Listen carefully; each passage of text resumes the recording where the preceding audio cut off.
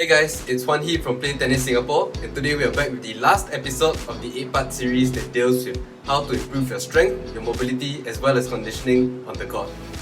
For our final video today, we'll be focusing on agility as well as footwork. Okay, why is agility so important in tennis? Agility not only refers to how fast you can move around the court, how fast you can accelerate, or your top speed on the court, for instance. Agility refers to how precise and how intentional your footwork is while you are going to strike a ball or while you are trying to get around the court. As we move around the court, our footwork has to be precise as well as accurate.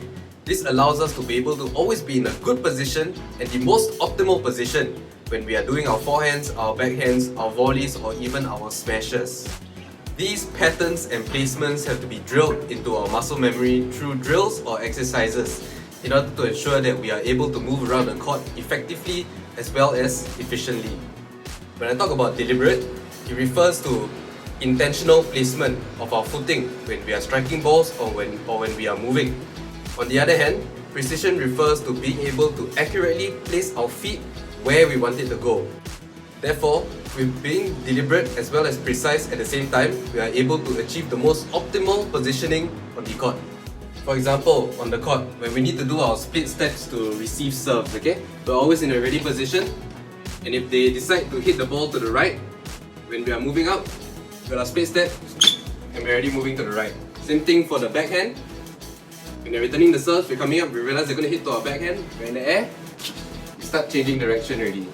So this is one of the ways footwork can help. Another way is the forehand, okay? When we're running for a forehand, we need to make sure we're in the optimal position, that when we hit the forehand, we're not like this. We're not like this. Okay?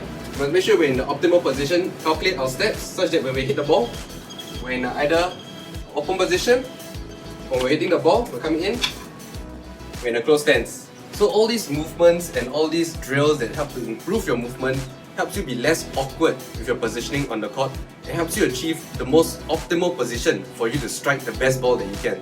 Today, our exercises will aim to help you increase your speed and power on the court, as well as help you make more deliberate decisions while you are doing your movements on the court as well.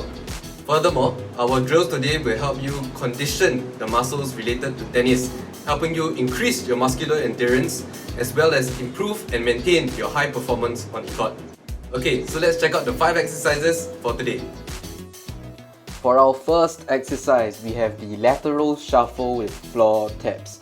For this exercise, you should be focusing on only keeping 3 points of contact with the floor. Try to keep it consistent. As you can see with my footwork, I'm only contacting 3 points on the floor as denoted by the tennis balls.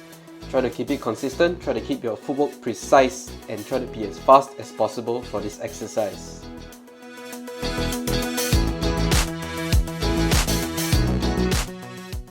Okay, for our second exercise, we have the alternating lateral hops with swing. You should be doing a shadow swing for this. You can use a racket if you want to. You don't have to use it if you don't want to. Okay, for this, just try your best to keep your balance throughout the entire exercise. Try to evenly distribute your weight as you're moving from foot to foot. This exercise is great at core stabilization, ensuring that you are always stable and consistent on the court. And for our third exercise, we have the lateral single leg hop. For this exercise, you have to have an imaginary line going in between your legs.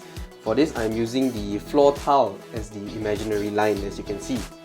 For this, you try your best to keep your balance, try your best to keep as close to the line as possible, and try to keep your hops as consistent as possible as well.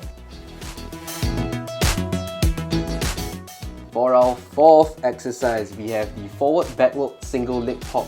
This is very similar to the lateral single leg hop, just that you're moving forward and backward instead of left and right.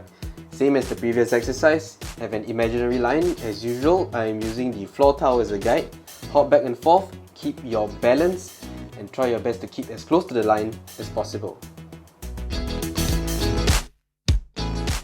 For our final exercise, we have the lateral fast shuffle. This is training your footwork in the form of shuffling and lets you move laterally to make those quick little adjustments more effectively while you are on the court. For this exercise, as usual, try to have 3 points of contact. For this one, I have 2 balls where I'm moving in between the spaces. This allows me more room for error as it is a little bit harder being more precise in this exercise. Try your best to keep your balance, keep your core tight and keep your body low. For our exercises today, you should be doing each exercise for about 30 to 60 seconds for about 3 to 4 sets with 15 to 20 sets in total. I hope you guys have found this series useful. Let us know what you guys want to see in the next series. It's Juan T from Play Tennis Singapore. Stay safe.